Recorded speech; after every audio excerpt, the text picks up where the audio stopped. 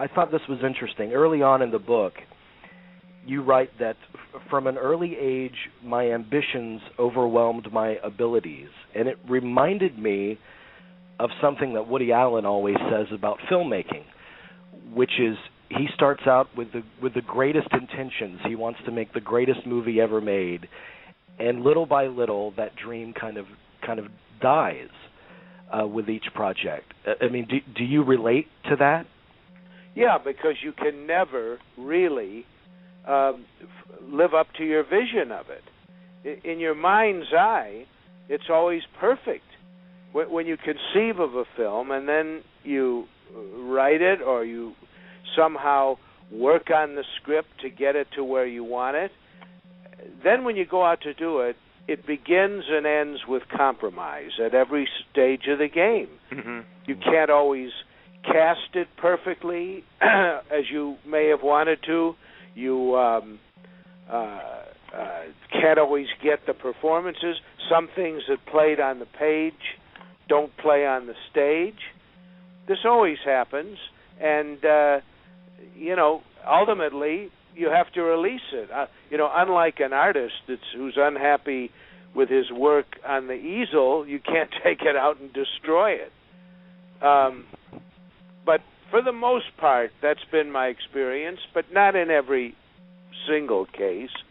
But I'm surprised. I'm not surprised to hear Woody say that, but I think, he's made so many wonderful pictures. To me, he, as far as I'm concerned, he is really the very best living American filmmaker. But I understand, too. I know Woody. I've known him for about 50 years. I understand how he feels. It always comes short of how you first envisioned it. Has there ever been an instance where the quality of one of your finished films has exceeded your expectations? No. There've been times when it's just come closer to how it played in my mind's eye, but that's about it. It's never really exceeded how it plays when you're thinking about it. Mm-hmm. Mm-hmm. There was something last year when we spoke. We didn't cover your documentary experience, and what strikes me about your narrative films is how many of those documentary techniques you can feel in your narrative work. Do you make a conscious effort to do that, to give your narrative film? Only on occasion when the subject matter lends itself to that. I don't really think in terms of films of mine that resemble the documentary style more or less. What I try to do is choose material that I can make that has a certain verisimilitude or reality about it. And that even includes stuff like Bug and Killer Joe, even though they're not shot like a conventional documentary. They're meant to be experienced as though they're happening, in real time. If you know what I mean. Hmm? I absolutely do. A documentary technique, doesn't simply imply a shaky camera or something, or but. If Bug and Killer Joe are closer to documentaries than a lot of films I've made, in that through the performances, the dialogue seems like it's just made up as they're doing it, like it's just occurring, and that's what I try to get in everything I do.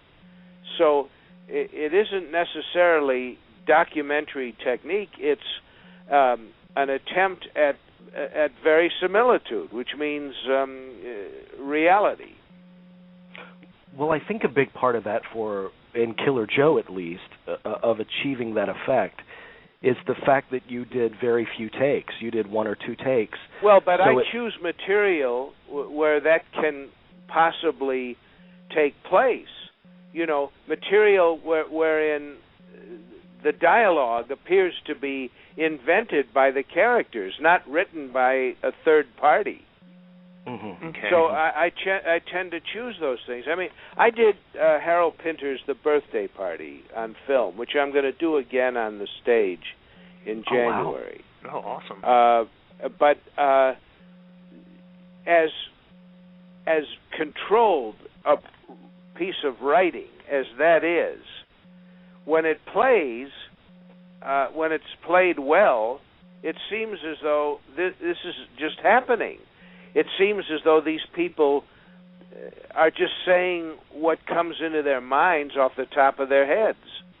Mm-hmm. And that's what I look for. I mean, certainly you can't do that with Shakespeare or George Bernard Shaw. You know, those are classical texts, as are, you know, the Greek tragedies or comedies even. They're classical texts. And very often they must be said with a certain meter and a certain formality. That's the style in which they were written. The stuff mm-hmm. that I look for is more contemporary. And so my approach to it, I mean, nobody would look at Killer Joe and say, wow, that looks like a documentary. But it does play with a certain sense of reality about it. And that's what I go for. Not documentary, reality. The mm-hmm. documentary films that I made early were all about ongoing stories. So they were invented on the spot. You know, there was no scripting of them until afterwards. And the ideal documentary, the kind that are made today, are ones where there's no scripting at all, just mm-hmm. assembly.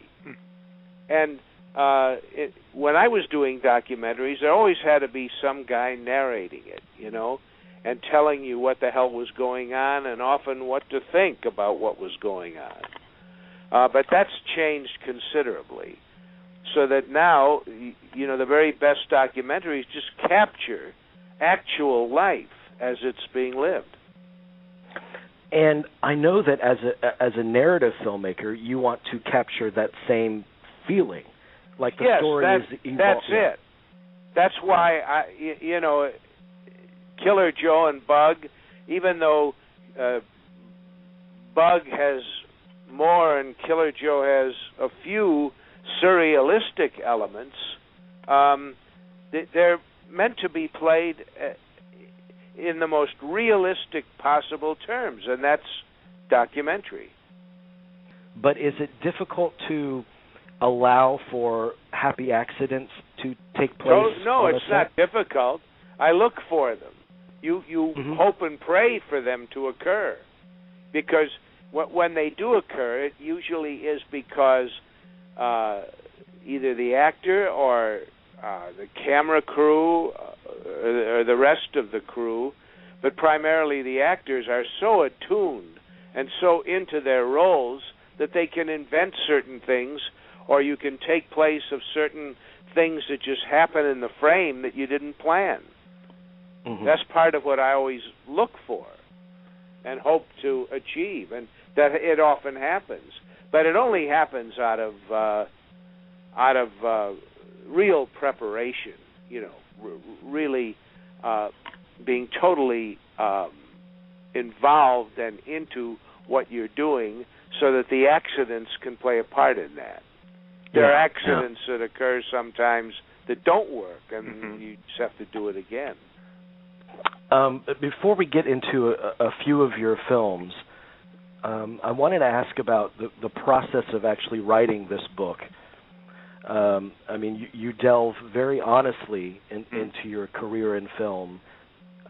Did you make any discoveries about yourself in the process of writing this? I must have done so, but I'm not aware of them, frankly. I mean, what I tried to do was just recall certain events that would come into my mind's eye, and I would write about them for as long as I could remember the details, and then I'd stop and then the next day or a few hours later, something else would pop into my mind's eye. I'd start to write about that until I reached some kind of conclusion, and then eventually maybe come back to the other stuff. So I kept leapfrogging back and forth through various memories as they occurred to me. I would just sit down and wait for inspiration, and some days it wouldn't come. But I wrote the book in longhand, in moleskin books. Cool. There are 12 moleskin books, all written in longhand in various places. You know, at home, on the road, in airplanes, in restaurants, while I was doing something else. It took me 3 years, and I wrote it in longhand.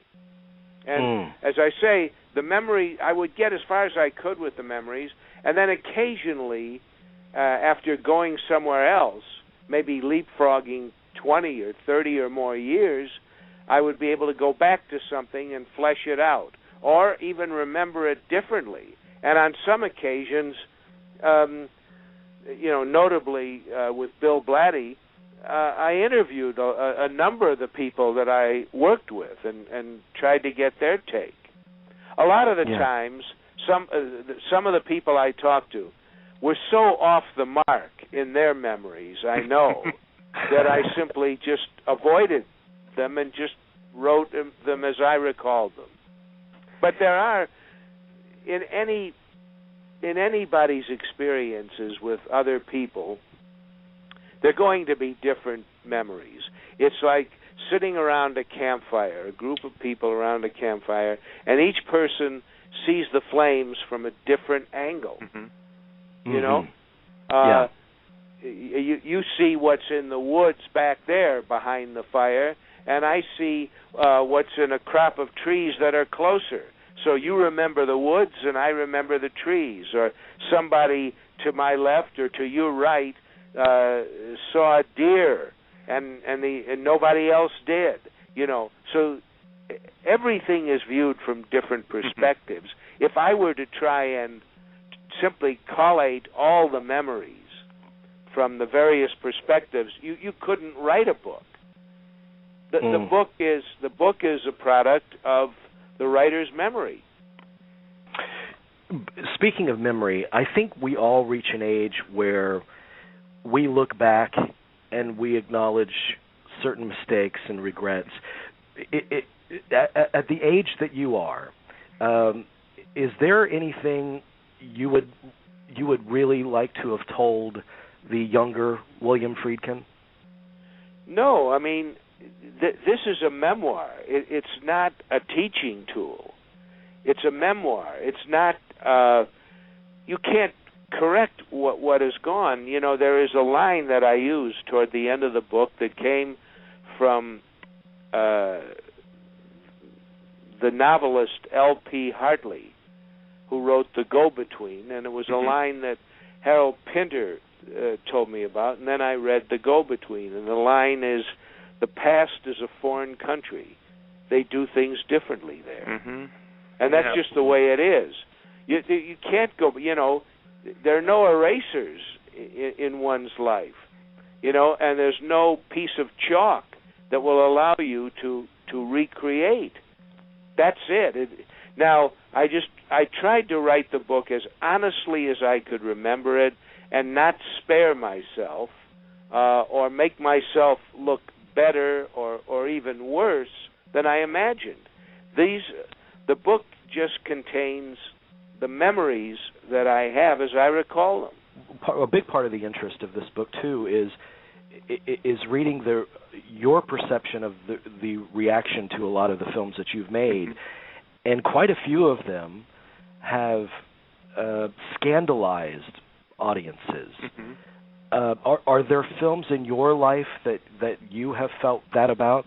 I don't think I've ever been scandalized by anything other than what the government does on a daily basis. Virtually every government we've had since I was a child. The only things that scandalize me are the actions of politicians after they reach high office. And my observation is simply that often, most often, I would imagine, good people run for high elective office, and by the time they achieve it, they begin to think that if they're not returned to power or if they're not maintained in office, everything's going to go to hell. I mean, this is the theme of so many of Shakespeare's chronicles. Mm-hmm. You know, what happens to people who achieve power and then seek to maintain it. So those are the only things that scandalize me. Right now, I mean, you know, there's a plethora of that. And I feel like we talked a lot last time about the notion of apathy, and there being an apathy among people today that probably wasn't present 30, 40 years ago. But I read about... It may have been. I don't know. It may have been. I mean, what are people going to do, after all? I mean, America was a country that was born out of revolution. The revolutionary spirit is over and gone because basically, for so many people, things do go well and smoothly. And so you really don't have people out in the street. There was a time, the Vietnam War, for example, when people were in the street. Mm-hmm.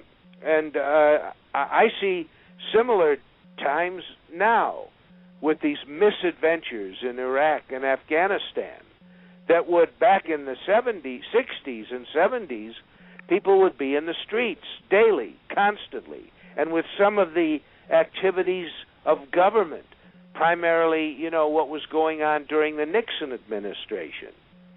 But there are equally disturbing things happening now. Right. That don't seem to be driving people into the streets. There was recently a Time magazine article about the millennial generation. It's in the current issue of Time. Mm-hmm. That most of the young people today are more, they're more self-involved. They're more involved with the social network, but on a totally frivolous level, not on a level of involvement. Now, is that apathy? I don't know. I just know that things have changed. Previous generations have made things in America better for the young people. They're not perfect, certainly, nor will they ever be, because these are all human endeavors. Mm-hmm. And yet there are things happening today in the world, actions of our government and our country that have been going on for quite some time, that in the 60s and 70s people would have caused massive protests. You're right. I want to actually, because I was hoping you'd bring this up, because I had a feeling just reading your book and watching your movies all this time. You know, there's a great thing that, like I said, last 10 years, you know, if you're not outraged, you're not paying attention. It's a bumper sticker or a slogan that that we've all heard. Mm-hmm. And there are things going on, I mean, just this week alone, that are, you know, if you really think about it, horrifying, even on the surface. But the big story of the week, though, is Yahoo buys a Tumblr for $1.1 billion. That's the big story of the week, though, of course, is, the tornado in the Midwest. Don't get me wrong. And that's a national disaster that's unavoidable. Right. It's just unavoidable. And it makes you think we have no real control over our lives. True. None. True. You're lucky to draw the next breath. Mm-hmm. That's how much we're creatures of fate.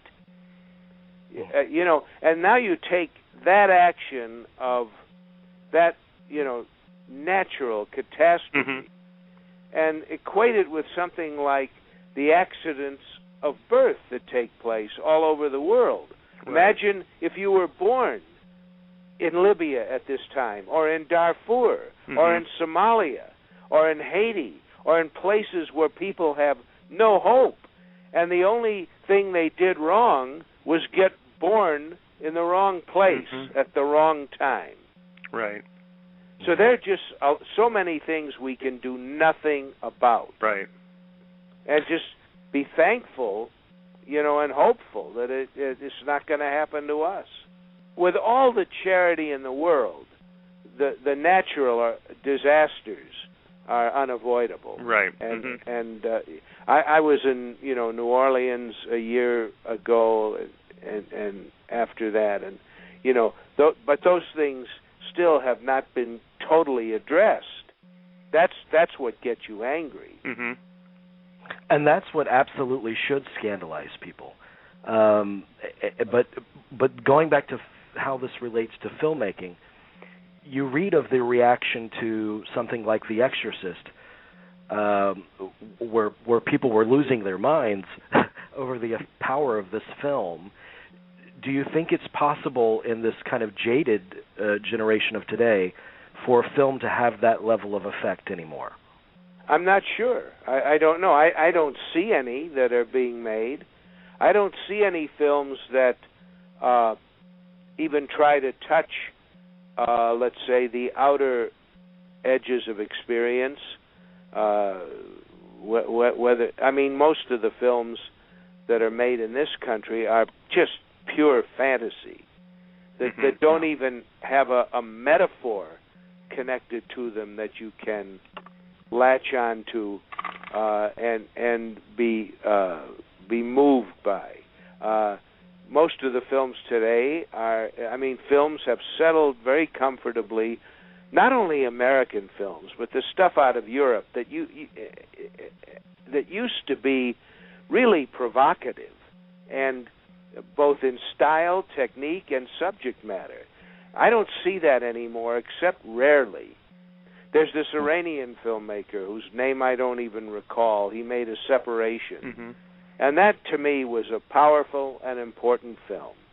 And it was, about the breakup of a family in Iran. And it was very strong. Now, it's not about demonic possession or something, but that had a powerful effect on me and many people, that film.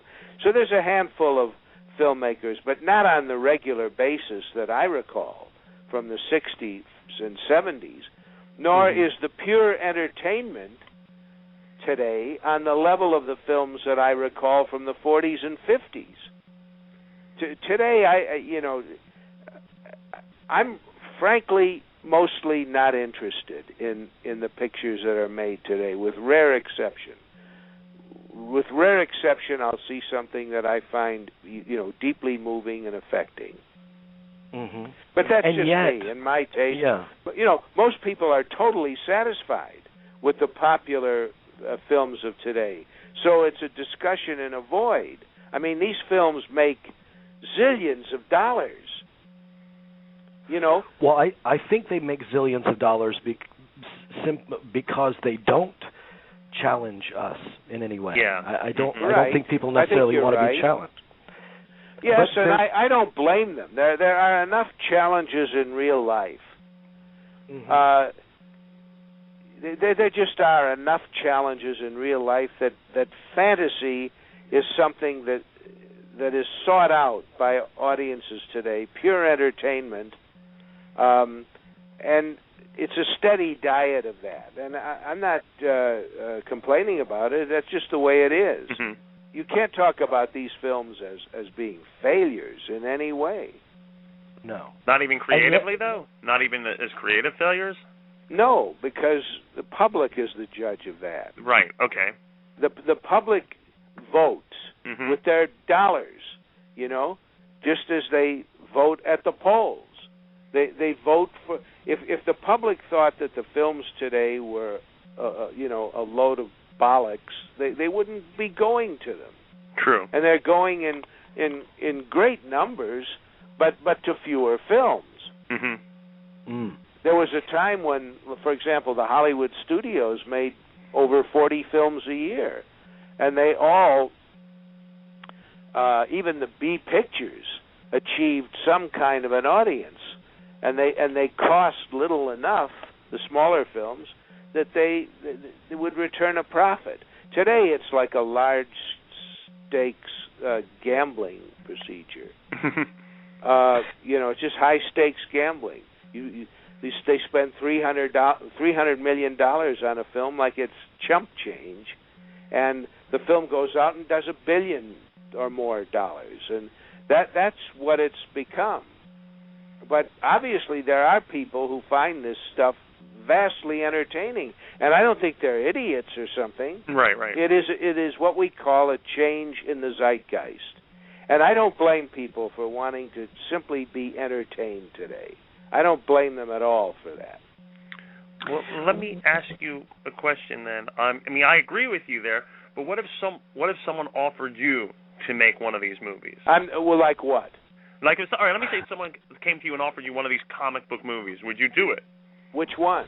Let me say that, like, if someone came up to you and said, I want you to do, Mr. Friedkin, we would love you to do the newest Spider-Man movie. No way. Of course not. Okay, now I was just curious. No, I don't even want to see it. Okay, no, I understand that. I was just curious, though. No, but I have other things that interest me that I'd rather do. Right. Rather than waste my time doing something like that, I'd rather read Proust again, which I try to do every day. But that's me. That's not something I'm recommending. Right. That's not my recipe for success or for the future of entertainment. I just have no interest in that stuff. When I look at your career, I look at a movie like The Exorcist, I look at a movie like Cruising, and they got through the ratings board, and yet Killer Joe did not. Is that just the changing MPAA, or is it a more puritanical? It's not that there is a more puritanical society. It's a change in the MPAA. I mean, I'm remaking my film Sorcerer. I'm not remaking it, I'm remastering it for the digital world, and it's going to have its world premiere at the Venice Film Festival. And on August 29th, where I'm getting the Golden Lion, which is the highest achievement award. Wow. Congratulations. Thank you. And they're going to run, on my birthday, on August 29th, they're going to run the new digital version of Sorcerer. I don't know how many people are going to be interested in seeing that. There seems to be a great underground interest in it. Whether that can translate to overground, I have no way of knowing. But I have an attachment to a lot of the films I made to try and keep them preserved. But which is not to say that I really think they're part of the new zeitgeist. I don't. But those films could influence future filmmakers. I won't lie to you. Sorcerer is probably my favorite film of yours. I appreciate that. My point about that, in terms of the ratings board, is I looked at the print recently. There have been 2 screenings of it at the Brooklyn Academy of Music and at the Cinematheque here in Los Angeles, where they had retrospectives of my films. And I was amazed to see that those films, without one frame cut in either one, those got a PG. That film got a PG rating. Today it would be at least an R, even though there's nothing in it. Right. But there's no sexuality, no language problem, no violence to speak of, or very little. It's all totally underplayed in those areas. And it got a PG, but it's probably the most intense film I've ever made. And it got a PG because the ratings board then was not rating intensity. Today they are. I mean, in my book, you'll see the passage that was described to me by Tracy Letts when he appeared before the ratings board. I wouldn't do it. I was directing an opera in Vienna at the time, but if I was free as a bird, I wouldn't have gone to that appeal, because I know what they are. They become censors. And that's not how the rating board was conceived, nor is it how it can do the most good, by being censors. But that's what they are. When they started the ratings board, it was simply to be a guide to parents about what was contained in the material of this or that film, so that the parent could decide if a child could see it. That's all. And they didn't tell you don't bring your child. They didn't put draconian ratings on it so that it would become censorship. But today, that's what the NC-17 is. And that's because of gradual evolution of the ratings board into a censorship board, which is what it is. Now, if you notice, the major studios will never get an NC-17 because they control the board. The board works for them. The board works for the MPAA. So it's only the independent companies that it will occasionally draw an NC-17. It's like the board is flexing a muscle to show that they can do this. But the major studios have films that are just replete with violence and sexuality and language, and they draw an R at the worst. Some of them draw a PG. And the argument is, well, they're not real. That was the ratings board answer to Tracy Letts about Killer Joe. We viewed this as being real, and it's not a fantasy. And they quoted Saw. They said the quote was, if some guy dies in Saw, if there's a bunch of killings in Saw, we don't take it seriously, and we don't give it an NC-17. Because we know it isn't real. And so Letts asks them, you mean because the violence in Killer Joe seems real to you, because it's effectively performed? You find that more troublesome than even more graphic violence in something like Batman or The Girl with the Dragon Tattoo? And they said, yeah. And that's what you're dealing with. The original board, as it was conceived, and it was first conceived at the time of The Exorcist, that picture got an R with no cuts. Today, it would probably not get released in any similar form. But it's being re-released this year because it's the 40th anniversary, and it'll be back in theaters, and then a brand new Blu-ray with 2 hours of extras that have never been seen.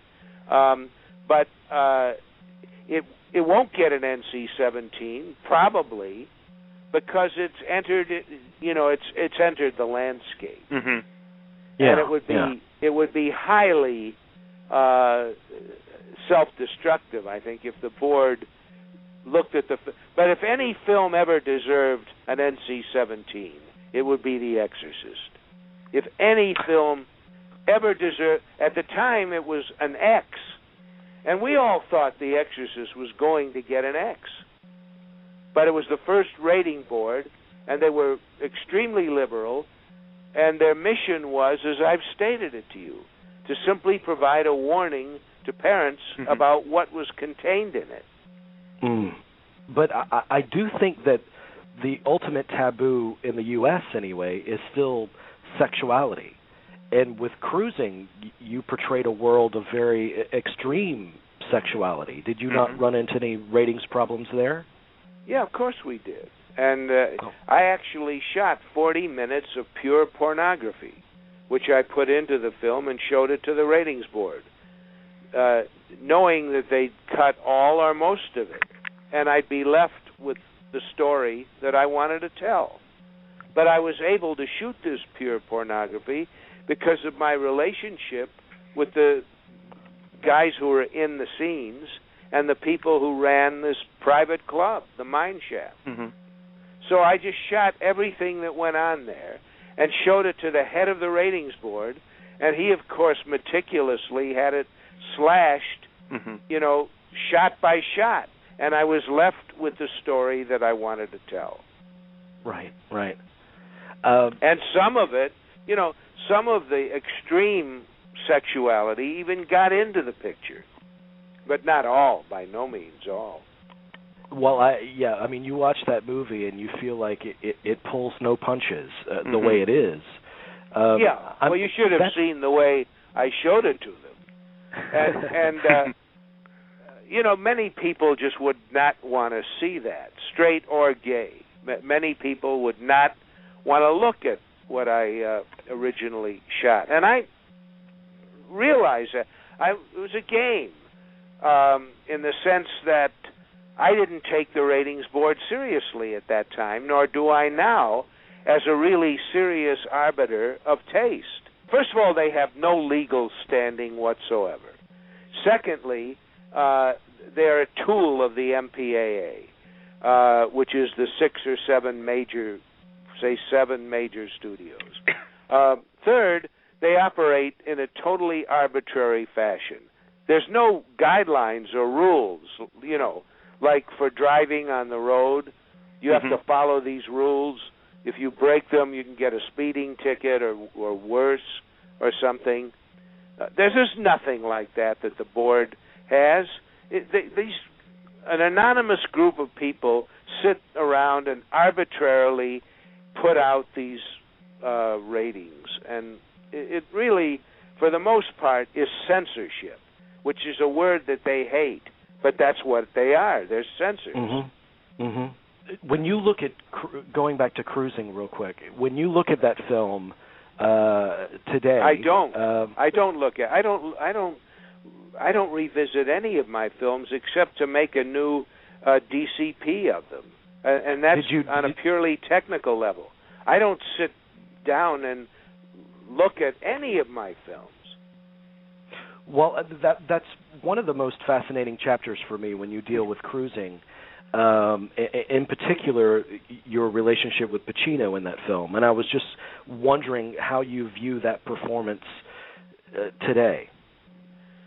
Well, I don't think it's a perfect performance. There are very few that exist in the history of cinema. But I think, by and large, he's a very effective presence in the film. I don't think it's by any means perfection, but I'm not saying that that's his fault either. I had a lot of trouble zeroing in and focusing on that story, and I don't think that helped him much either. You talked about your difficulty with that material, and then I remember I read that from your book and from elsewhere that when you were doing Rampage, your view on capital punishment, did it change in the course of making that movie? It changed to some extent. Whereas when I was much younger, I believed totally that the death penalty was not only pointless, but a kind of societal murder. And over the years, and with the increase in casual violence that's occurred in our country. By casual, I mean it's no surprise anymore when somebody goes out and shoots up a theater or sets off a bomb at a marathon, or any of these things are no longer, oh my God, how could this ever happen? My view has changed. I believe there are certain people who have gone willfully or unwillfully so outside societal bounds that there's no point in keeping them alive. In many ways, it's more of a punishment. In many ways, it's really been shown that violent behavior to that extent is a DNA problem. And it's also been shown that it can be treated. But what is the point? There are studies of the brain, and which I saw in their earliest stages when I was doing Rampage, and now they're in a very advanced stage. And they show that the brains of serial killers are different in composition than the brains of so-called normal people. So there are cases in terms of violent human behavior where it's really not the fault of these people. They are somehow victims of a chemical imbalance in the brain. And I have seen that can be treated with medication and therapy. But I'm thinking, why? When somebody willfully goes out, like this woman Jodi Arias, or when somebody kills a police officer or a baby, something like that, or what O.J. Simpson did to his wife and Ron Goldman, what is the point of keeping them alive? For what purpose? Return them to society for what?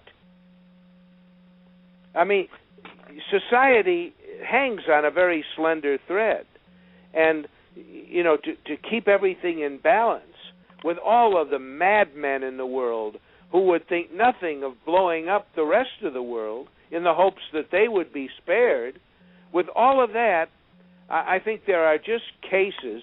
I'm not talking about somebody who, wigs out and in a completely spontaneous act hurts or kills somebody, and they lose control momentarily. I'm talking about serial killers, violent dictators, and people like that. Osama bin Laden, he should have been executed, of course. Once they know precisely that he is the guy behind all this stuff. I don't believe in indiscriminate capital punishment. No, not at all. I think there has to be pretty much absolute proof. But in the case of, Casey Anthony, I think it was absolutely proven that she killed her baby and lied about it. Mm-hmm.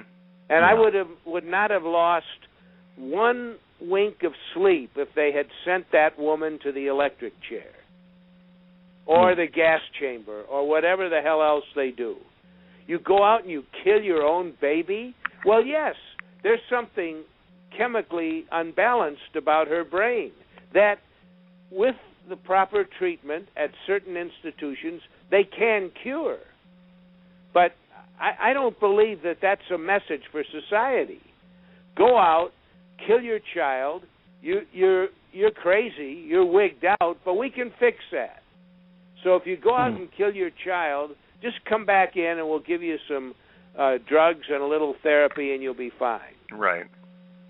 No, that's where my viewpoint changed from the documentary I made that helped to save a man's life. The Crump. Yes, sir. Mm-hmm. Jerry, you had a question about one movie in particular. I had a question, and I don't want to get into trouble for it because it's not mentioned at all in your book. And I was just curious, A Deal of the Century. I just recalled very little about it. That's all. Okay. I tried to write a chapter. Okay. I wrote about 4 or 5 pages, but my recollections of it were neither clear enough nor deep enough to warrant inclusion. I understand that. I always thought it was a really good, very clever black comedy. Oh, no, I like the picture. Good. I like it. I'm not ashamed of it or anything like that. I think it's terrific. So do I. In my opinion. I just didn't remember enough about its whole, the whole manner in which it came about. Right. Ended up that... And the same with The Guardian. I didn't have anything in the book about... And the same about all of my affairs and relationships. I wrote about them all. And then no one asked me to take them out. I just felt that, I could not reflect the viewpoint of the other people involved. Right. Okay. And in all of these relationships, it really takes 2 people to make them fail or succeed. Right. So I was not prepared to write a book where I'm getting somebody else's viewpoint in contradiction to my own. I wrote about what I could remember and flesh out to at least, and in some cases, a smaller degree than others. Okay. I always want to ask you this question. This is kind of off topic a little bit from your own films, but you're thinking about your great interview with Fritz Lang. I was always curious, did you ever have an opportunity to spend time with Hitchcock? No. I met him on, 2 occasions that are mentioned in my book. Okay. And I never sought him out, I didn't... I think that Hitchcock, my observations of him and what I've read about him, are that he had very little patience for other filmmakers, especially young filmmakers, unless they were fawning, unless they, wanted to slobber all over him about what a great man he was. And he is a great filmmaker. He's a textbook. People don't need to go to film school. They just need to watch Hitchcock's movies, and you'll see how films are made. So I haven't asked you about your work in opera yet either. I know you're doing the play in January, but is there another opera in your future? Are you anxious to return? I've got 3 operas that I'm considering now in 3 different countries, and I'm 2 countries, but 3 different opera companies, and I'm wondering, I don't know which one I'll be able to do yet. I won't be able to do anything else in film or opera this year because I have so many other. I have to make the DCP of Sorcerer, which will take me 2 months. Then I'm going in August to Venice, and then in October will be the first screening of The Exorcist theatrical at the Smithsonian on October 30th, and then The Exorcist is going to be re-released in theaters and then subsequently in digital at home. So I've got to work on all those versions and then go into rehearsals of the birthday party in January.